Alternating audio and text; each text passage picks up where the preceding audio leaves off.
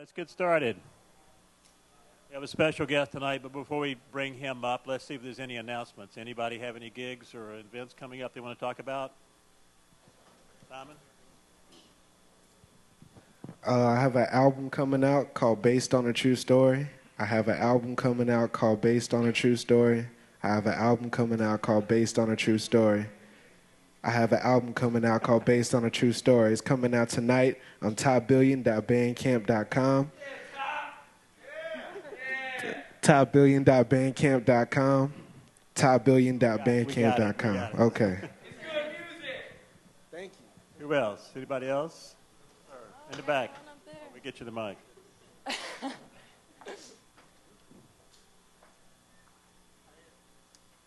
Hey guys, City Lark show on Friday with some local New Orleans bands, Ian Thomas, Mr. Baby, and Luke Winslow King.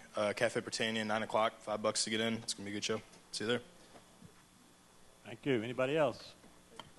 Hi everyone, my name is Lacey Rose. I am a songwriter, and on Saturday night at Neutral Ground I will be playing, and you should all come because I will take you away to another world. And John Paul is playing the bass with me, so it's going to be awesome. Cool. So come. Thank you, Lacey. Anybody else? This Friday, my band Cattywampus is playing at the House of Blues with Tara Mellis and Marnie Stern. It's going to be a good show. Just check it out. Cool. Hey, y'all. My band Native America recently filmed, it's like a live set that we did in my bedroom, and it's all HD, and the audio sounds awesome, and we just posted it, nativeamericanmusic.com. Check it out. I think there's somebody in the back up there. Oh, I got an announcement here. Okay. Hey, my band, Naughty Professor, just got some downloadable tracks on our Facebook, so go check them out. Yeah?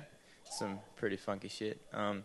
And we've got 2 gigs in 2 weeks. That's March 5th and March 6th. Wait a minute. No, March 4th and March 5th. Whatever the Friday and the Saturday are. Friday night, we're open for Rebirth at Britannia, so you should come out. It's going to be a freaking awesome concert. And then on Saturday, we've got our own show at Maison at 11:30. So, yeah, come out. It's going to be awesome.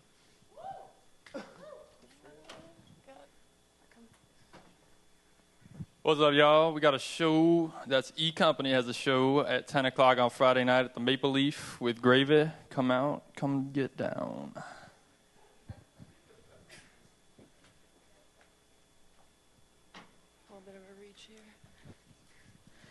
Friday night, I wear my sunglasses at night, throwback, G-Eazy's playing.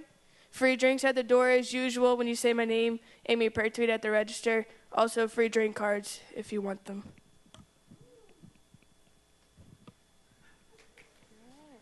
Over there. You got to hustle.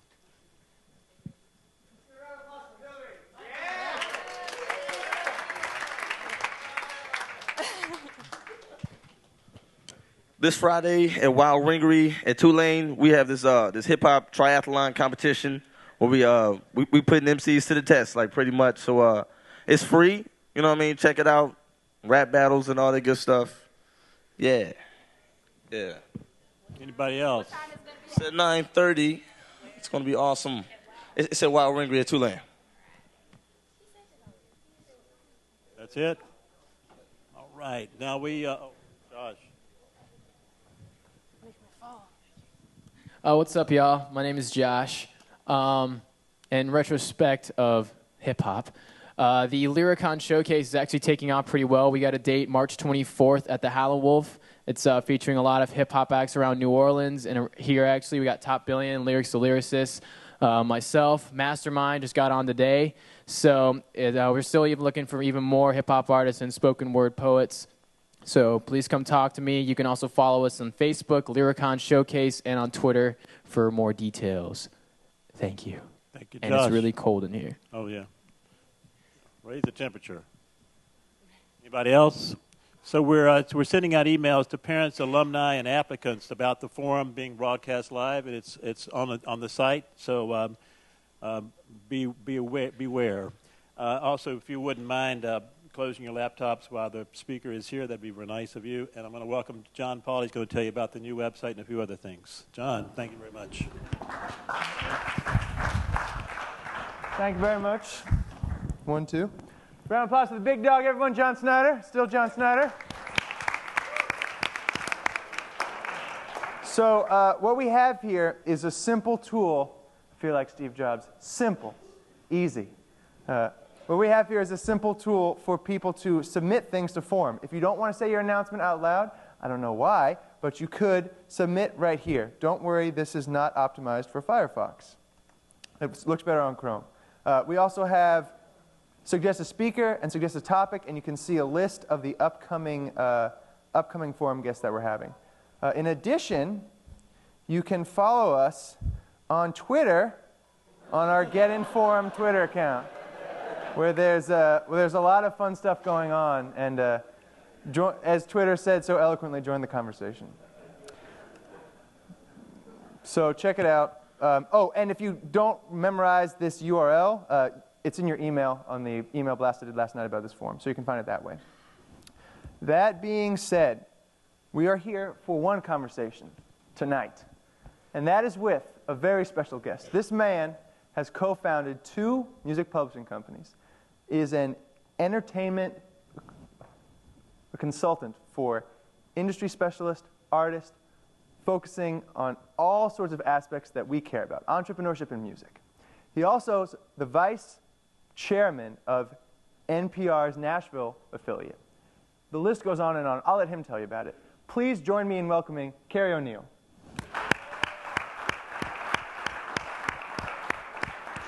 Thank you so much. So why don't you tell all of us here a little bit about your path, how you got into where you're at now, what you do. Give everyone the full story. You want that 10-minute version? Let's hear it. Oh, thank you. Technical difficulties. You getting a feed yet? You say something for us, Kerry? Hello? Does that work? Okay. Sound guys. Sound guys. So first, does anybody have an album coming out tonight? Just kidding. So I started off at Denison University trying to be a songwriter. I made it through my second semester halfway before I withdrew with failing grades, which I tried to tell my dad was different than flunking out. And kept writing songs, spent a few years in the construction business, and then went back, still writing songs, went back to GW, got a business degree, which was an odd thing in my family, because we were mostly kind of focused on sports and the creative. Then ended up getting a master's degree in a small school outside of Boston called Babson that most of my friends in Nashville accused me of making up because they hadn't heard of it. Thank you. And then came to Nashville. Then I got a CPA, which is even odder in my family. And then came to Nashville in 1980 to be a famous songwriter. I'd grown up on the East Coast, and I didn't have any friends in the music business. I didn't know anybody, didn't have a lot of money, and I thought this was going to be ridiculously hard. And New York didn't seem like the most appealing place to try it. I visited Nashville, and I thought that people are really nice, and I have to kill myself, see if I can get something done, but at least I'll have a good time. So I took the job with the lowest paying offer, a firm that had an entertainment practice, and the deal was if I could find music clients, then I could bring them in, work on them. I did that and ended up in 1984 establishing what's now O'Neill Hageman, which is a entertainment business consulting and business management firm. We have about 48 people. I have 3 partners, and we do all things business for the touring artist, the producer, publishing companies. You know, we do all the behind-the-scenes money side. We don't have a website. You won't see us unless we're listed in the credits of albums, because everything we do is behind the scenes, or at least we try to. Then in 87, and I'm still writing songs during this time period. In 87, I started my first publishing company called Little Big Town, and also started managing a country artist named John Anderson and a pop artist named Mark Germino, and then slowly stopped writing just because that other time was getting absorbed, and I'd found out after 7 years that I was an okay songwriter, but I was surrounded with a lot of people who were just phenomenal. And the light shines bright in a music town, and you kind of go to your strengths. I also, a year later, started what became Warner Western, and that was a label dedicated to Western music, Native American music, Southwestern folk, and cowboy poetry. Niches, every one of them. And within a year, I was also established a pop producer agency, primarily looking after a producer named Barry Beckett. And there we did the Waterboys last album. We did Fergal Sharkey out of the UK. We did the first Fish album on Elektra. Bob Seger, Leonard Skinner, all sorts of different things. Then by '98, I started winding down the record label, the artist management, the producer management, and we sold Little Big Town to Sony ATV, and then I started another company, which is now Big Yellow Dog, with Sony ATV as my first partner, financial partner, and that company, which Carla Wallace is my business partner in Big Yellow Dog.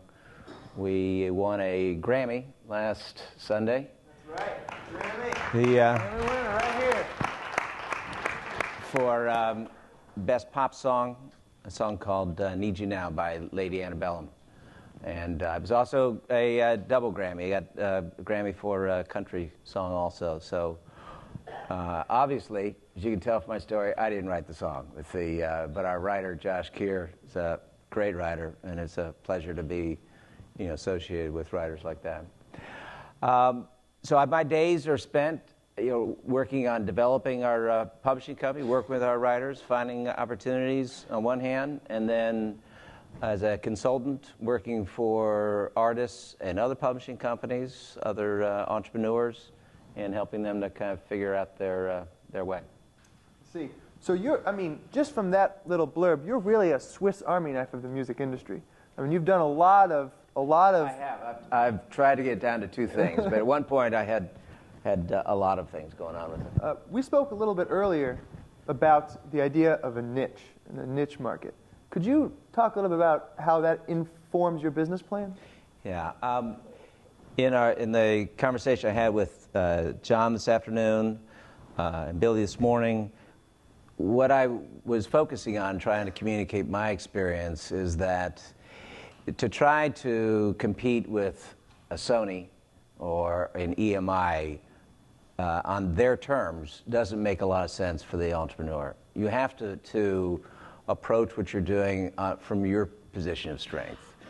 And as a company, trying to find a niche that's viable and that allows you to have a place at the table, you don't want to be imitating the 800-pound gorilla.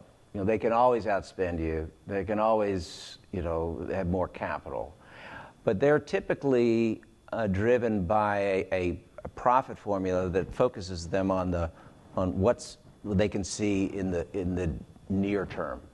And if you take if you draw an analogy between the NFL draft coming out of college each year, and there's a lot of players that they can slide in and say, well, these players are ready to go, and they can come in in whatever position right away. And then you have players that are just the best athletes, but they're just too small, too something, but people know they're just outstanding, and they typically fall down in the draft. Sometimes they can fall way down, then they have outstanding careers, but they don't fit the mold.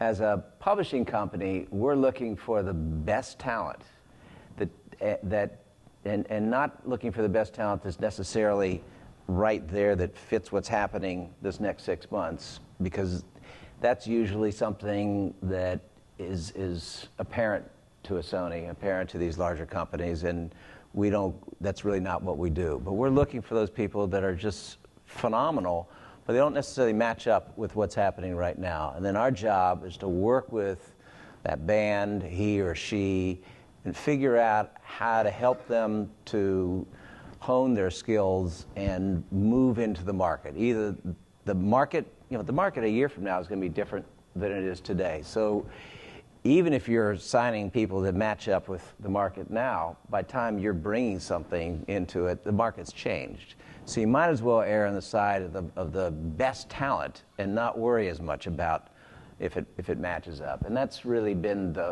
if we have a formula, and I'm not really big on formulas, that's as close to a formula as we have. So it's not so much about what's in the next 6 months as what's good, and we're confident that this is going to give us some return eventually. Yeah, we make our mistakes and we don't get them all right by any means, but we typically make our mistakes looking back and say, that was a great record. That was these are fabulous songs. We just never found that spot or never got that, television sync or something. I mean, the first person that Carl and I signed, where we realized that we had similar interests, was a writer named Phil Lee. We never got one of his songs cut. He's a fabulous Americana artist, and we still pitch his songs. And if we get one of his songs placed and it's a huge hit, we wouldn't be surprised. But 13 years later, we're still pitching his songs, but that it didn't work at that moment. And he was surprised even that we were willing to sign him. But we thought, this is just so unusual. Let's go. Let's try to do this.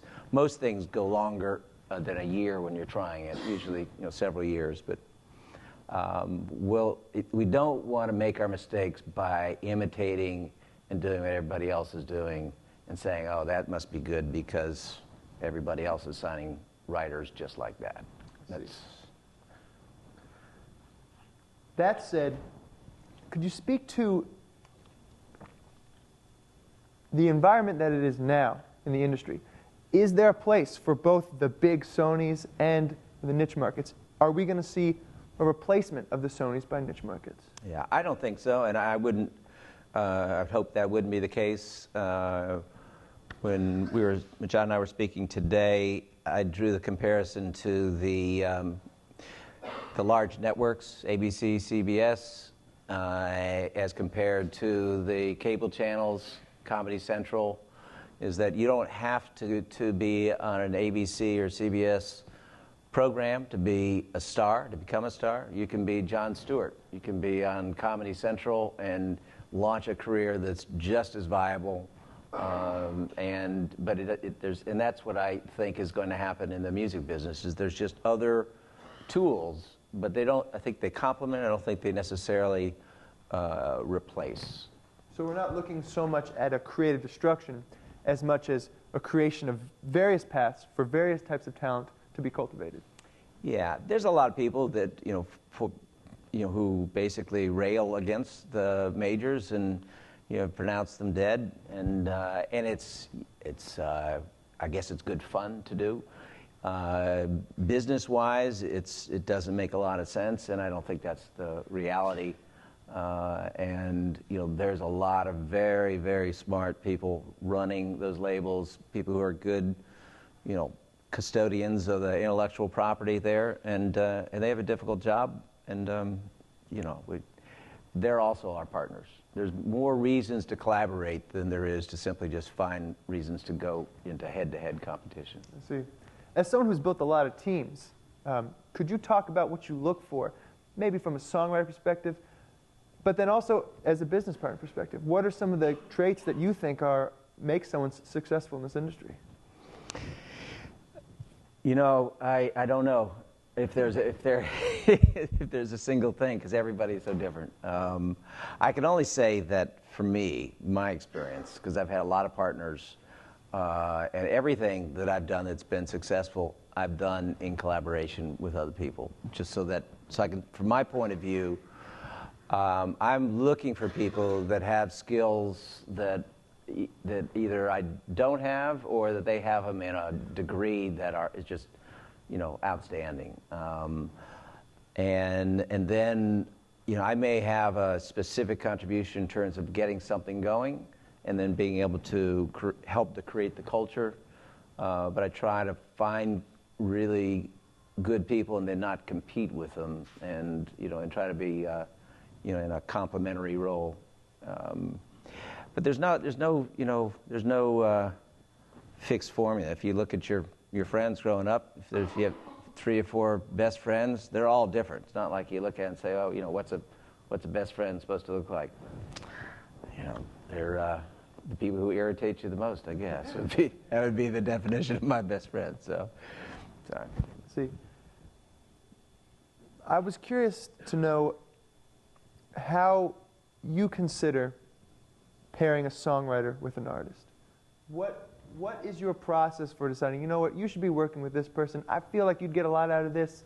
Is it intuitive? Is it a process? What's it like for you? Well, first of all, Carla Wallace, who's my partner at Big Yellow Dog, she is the one who's spending, 60, 70 hours a week working with the writers all the time. Although I may have an idea that from time to time is helpful, I wouldn't begin to put myself in a position that, or saying that that's my primary role. But as a company, we're looking at what our writer can do and, who's a compatible artist, if there's an artist that co-writes, and to see if that's something that might make sense. Now, it's very competitive. If you've got an artist that's selling a lot of records, everybody's going to want to try to put their writer with that artist. So most of those things, just don't happen.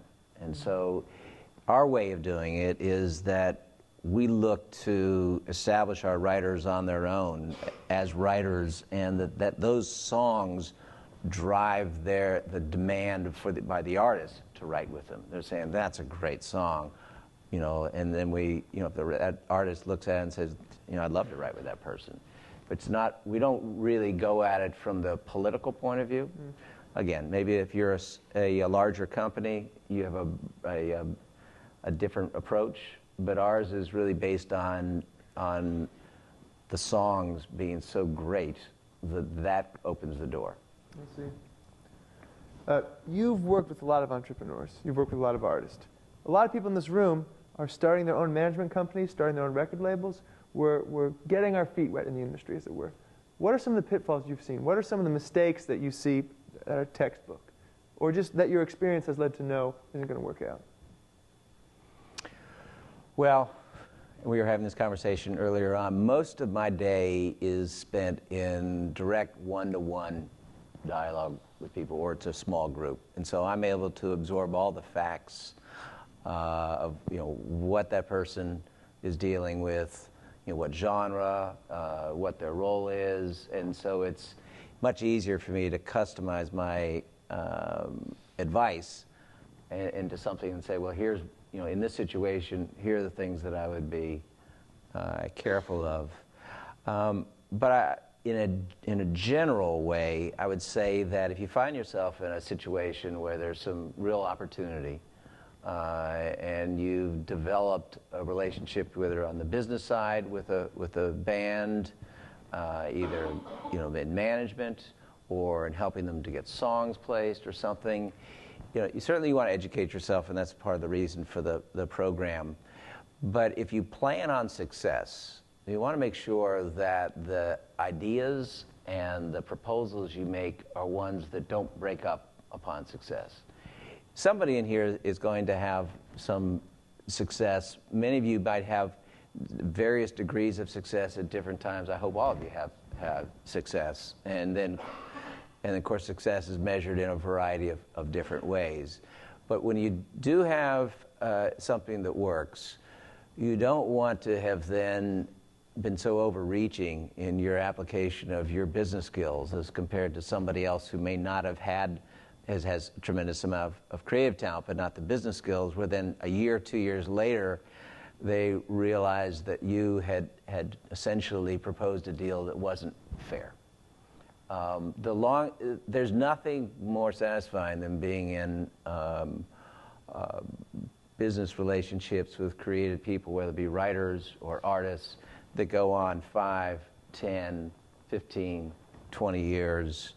That only happens when it's a performance-oriented environment and you're doing your part, and the business deals are fair based on the relative roles and contributions. And as somebody who's studying the business side, you want to make sure that when somebody really understands later on about the deal, that they're going like, oh, you know what, I knew I liked this person. I also knew that this person had integrity and this person dealt with me fairly. That's the guy I trust. And as people go through and become more successful, the circle of people that they trust often becomes smaller, because there's, as you become successful, you then all of a sudden have 50 new best friends overnight. And, your core friends, you want to basically be able to stay there. And you can't if you've been overreaching. So, if I'm understanding you correctly, successful talent breeds these sort of concentric circles of friends and associates. But by being honest and fair in your business relationships, you can maintain in that tight inner circle. Yes, there's two parts. One is you have to be out in front of the places where that artist or executive or publishing company is going to need you. So you're going to need to have the ability to deliver for them. So that's the performance aspect. But secondly, your arrangement has to be one that is fair, that has an equilibrium, and those two go hand in glove. So. Is there maybe a client of yours, from your own experience, that you can talk about that maybe, exemplified this sort of process for you? One client that really worked out for you? Well, just the background on the business consulting firm? Yes. Okay. That firm, there is no website for O'Neill Hageman. That's the business consulting firm. So we don't go out and use our clients to get other clients. But there are a variety of clients that we've worked with so long that we're on every album sleeve. We're at a variety of functions, and so we have one client in particular, Garth Brooks, who was on a show with I guess the last week of Larry King, and he made mention of Bob Doyle, who's the personal manager, myself, and Rusty Jones, who's the attorney, and we've all been together for, I guess, 23 years. Wow. So that's out there, and so I don't think any of you are going to be looking to hire me because I've worked with Garth Brooks. So I think, I'll hopefully Garth will be fine with that, not using him for my own personal purposes. But that's a perfect example of a situation that's long-standing. It's all performance-oriented. There's no, wake up tomorrow. There's nothing that says that I'm going to have the opportunity to work for Garth tomorrow. I have to earn that today. But that's the same way it is really in any relationship. And that's the approach that we take. Bob Doyle was the person who signed Garth as a personal manager. He also signed him as a writer. He went to every record label in Nashville, was turned down by everybody. And then Capitol came back after they saw a show and ended up signing Garth. Rusty Jones was then brought in as the attorney, and then they brought in myself. When I say myself, again, going back to the fact that anything I've been in that's been successful has not been me. That's, Cheryl Harris, Al Hageman. We have a big team of people that if something is working well, to a large extent, it's because I'm just doing those things that I'm equipped to do, and the vast majority of all these other things can be done by people who are much more skillful than I am. But is that answer your question? Yeah, absolutely. Okay. You You spoke earlier about the importance of making sure the business gets done right, making sure the business gets done fair. As we're moving forward in this tumultuous industry climate, what do you think are going to be the skills that carry the day? I mean, you spoke that when you see talent, you know it. You know what you like. You know what talent is going to be, maybe not marketable right now, but you know it's good. How do we go about cultivating that for ourselves? What informs your eye for this sort of skill? Well, first of all, I don't want to say that I know, great talent any better than anybody else. But I do seemingly have ability to find good partners. Woody Bomar in Little Big Town, Jeff Skillen in Warner Western and Reno Kling, Carla Wallace, who at 28 was, had been in the publishing business for, I guess, 4 or 5 years and has a just amazing ear. And, again, having spent a lot of time trying to be a writer, I'm just a passionate music consumer, but I'm sure that necessarily makes me a great talent scout. And I wouldn't consider myself to be that, but I do know how to work within and to help contribute to a culture where that can develop. I mean, that's a big question because I don't really know how to answer that one. That's not really how I perceive myself. I'm really perceive myself in terms of I mean, I know something that's just great, but often we're swayed by what other people like and what's happening at that moment, and something else that's just phenomenal. We're waiting for somebody else to say, "Oh, that's great too." It's just not happening, or it's at the moment. What we try to do. The challenge is to be able to identify talent based on talent and not based on market acceptance. It's not easy. We all tend to measure things against what's popular at the moment. So there's something, that practice of separating what is good from what is popular is something that is maybe not consciously, but spend a lot of time on. That's a big part of it. Yeah. Absolutely. Yeah. So absolutely. Sorry. We're always thinking about our brand here. We're always conscious of the image we present as an artist and as a company. Yet, the super secret entertainment consulting firm doesn't have a website. Maybe could you talk about how that's not necessarily a contradiction? It's not because you don't want to be known, it's just not appropriate. Yeah, in the consulting part of the business, and particularly when you are dealing with the private business affairs of artists, the ability to be behind the scenes, to not have to be up front, be out front of your artists, and where they know that their business,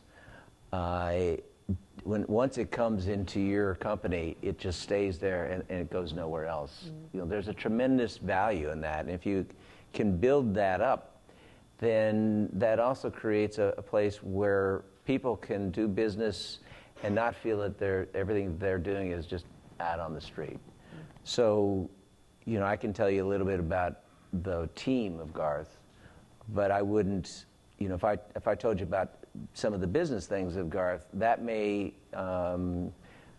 for a moment, you might think, oh, that's great that he did that. But the risk is that the long term, I'm then discussing something that is about my client's business, and that's the precise reason of why we kind of have our franchise. So even though it's a contrarian style, right now where everything is very much out front, you're promoting at all levels, and and we're seemingly doing the opposite.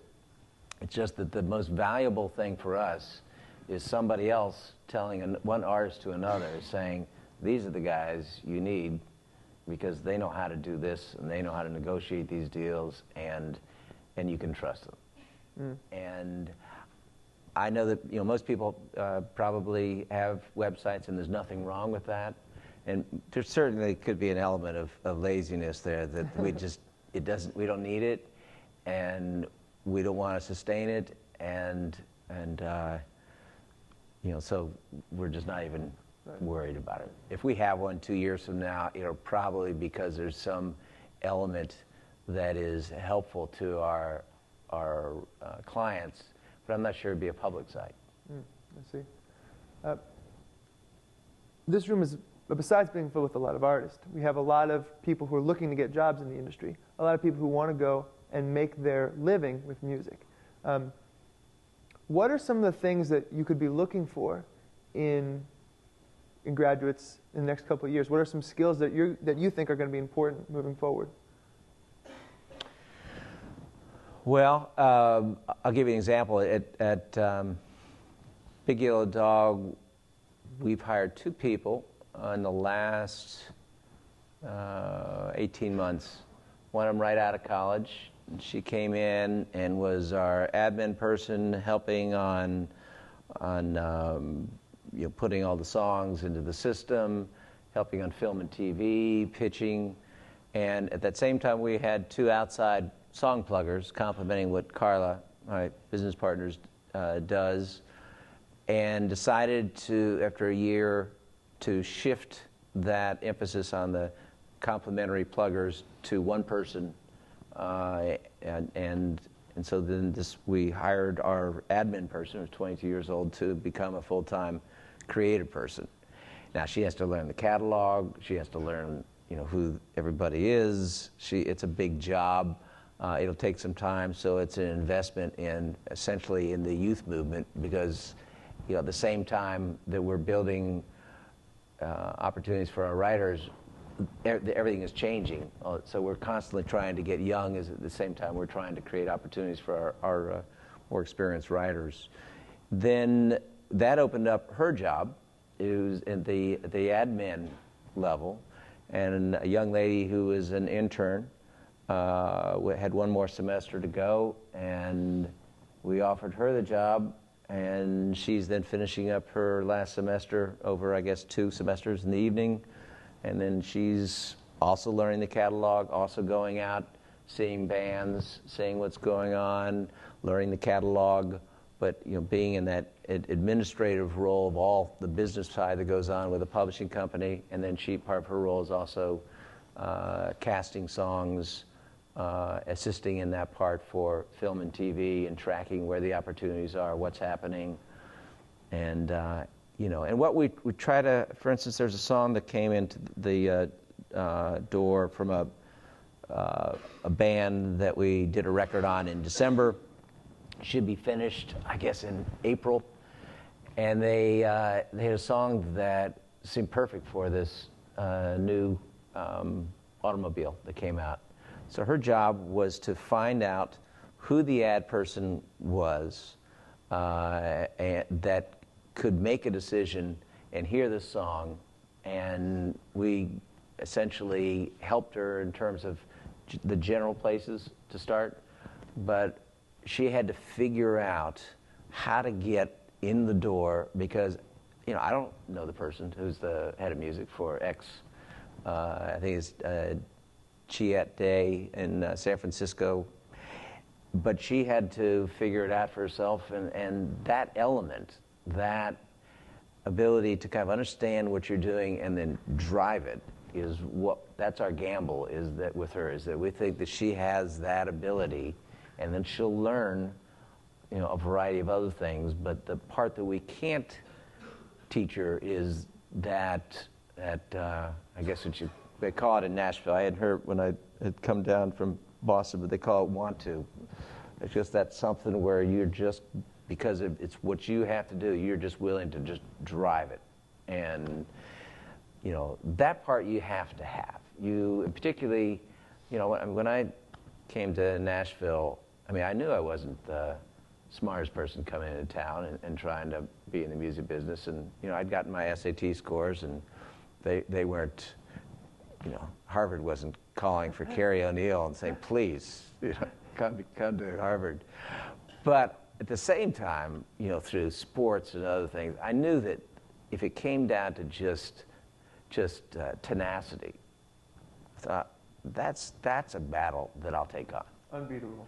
I mean, it's, you know, there's plenty of people, sure, you know, these days I'm probably not as I wouldn't say that. This is somebody coming in who's, you know, mid-20s, and but that's where I was. It's like, I know that I will, you know, I will stay with it. And that part, depending on where you are, if you're coming out of school, you definitely have to be the person that can show up and do it all, and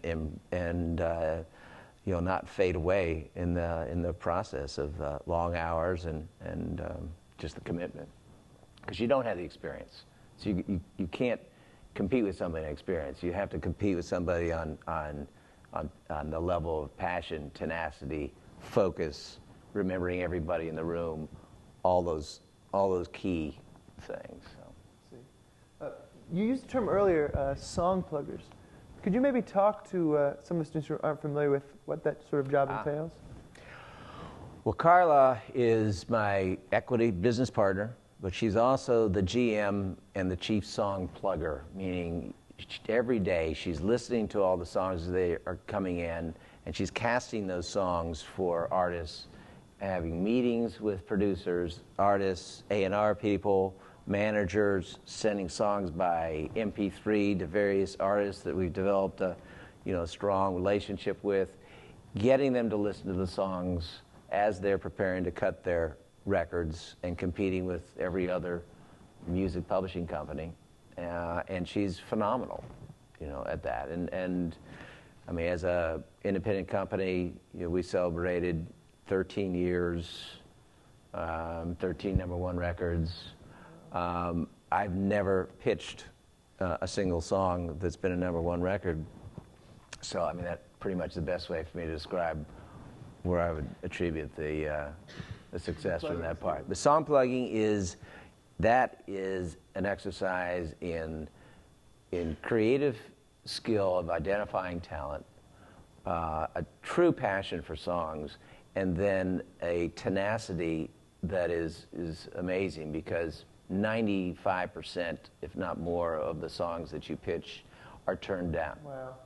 So, and then you're pitching them again to another place, and they might have been turned down by that artist, and then 6 months later, that artist says, "Oh, that's a great song." Oh, really? Yeah, because, you know, that artist, and not to it's not a criticism of that artist, but everything has changed in 6 months. Right. That artist may have had a different perspective, had looked at some other songs, another song they might have been in the way that they then said, "Oh, I'm not going to do that," and so that opened up a way for a different evaluation of the song that you'd previously pitched. But that is, music publishing is mostly about rejection. Put that on the website right there. Oh, yeah. Now, you spoke in those circumstances just about artists.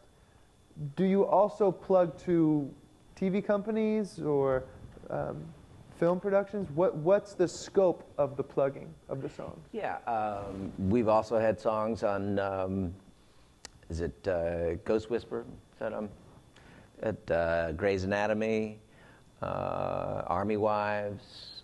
So we're pitching for television shows, Glee, and, you know, constantly we're looking to find places for our songs on films. There's a lot more activity in the television area than there is certainly the films. Desperate Housewives, I guess, is another one. So we're out there. You know, they're looking for something that's unique for that show. And normally, not all the time, but normally, the song is in the background. You know, at the forefront of that show is not about the song. It's, you know, Glee is different. But most of the time, that use is in the background as a scene is playing on. They're looking for that song to express, you know, a sentiment. Mm-hmm. And, that's a different type of pitch. It's often different types of songs. The artist-writer that we've worked with for a long time, her name is Mindy Smith. We've had the most success with her songs in the television and film area. Different writers and different songs that fit different opportunities. I hate to ask blanket questions like this because it's such an individualized industry, but where do you think is going to happen next? What's the cutting edge for music publishing? What is the next thing? Where do you see things going for either your company or for the industry in general? Well, record sales on a macro level are still coming down. And the replacement income from any number of digital sources is not replenishing that pot at the same level. So at the macro level, there are reduced revenue streams. That being said, within those revenue streams, the allocation is even being changed differently. If you were on an album, and you had an album cut on an artist 10 years ago, there were very little, if no single sales. So everything was an album sale. So you would do quite well on an album that was being propelled by a few singles. Now with iTunes having basically cut up all the albums, that album cut doesn't generate the same amount of income. So the mechanical income from the sale of those songs who are on the records is now heavily weighted through digital downloads to the single. So, the singles and of course the PRO money, ASCAP BMI, is all related to those things are the singles that are working at radio. So clearly, the economics on the commercial side are oriented, in that way. But that's nothing new. That's a slow-moving trend. People can talk about it. They've seen it. They talk about it each year. Here's what's going on, and the increase or flattening of digital sales. Now they're wondering whether or not last year there's a flattening, if you will, and whether that's going to continue to grow again. We'll see. There's other people that are probably have more at stake in the big macro level than us because they maybe control 10% of the market as a big, like a Warner Chappell, maybe 10, 15% of the market. And so the macro, those macro trends, it's hard for them to escape it. As a small company, if you have a big hit, for your company, you've escaped the trend of is the general income flow up 2% or down 5%? You might be up 200%. And that's one of the advantages of being a smaller company. Yes. And the disadvantage is that you are always on the edge. And our motto is that once we have a celebrating a success, our number one record is that we're in business for another month, and let's get back to it. So that really the statement there is the fun is in the process. We're as hungry as when we started. The opportunity to work with great writers is a phenomenal opportunity, and that same spirit that I hoped to bring into Nashville a long time ago, that I can compete on. If this is mostly about some skill and a lot of tenacity, I can compete in that arena. And we still, as a company, that's got to be the core of it, because you got to make it fun. You got to make the process, the day-to-day competition fun, because mostly that's what you're doing. The celebration of a number one record or a Grammy is 1%. The other 99%, you have to be glad that you're showing up, even though you're mostly getting knocked around like everybody else. But if you're doing what you want to be doing and with the music that you want, it's That's great. the key. Yeah. Well, we can't thank you enough. Can we get a round of applause for Kerry O'Neill? Thank you so much. Thank you, John Paul. Thank you. Do you have any questions before we adjourn? Anyone? Questions? I believe our wonderful mic runners are still around. Hillary and Mike.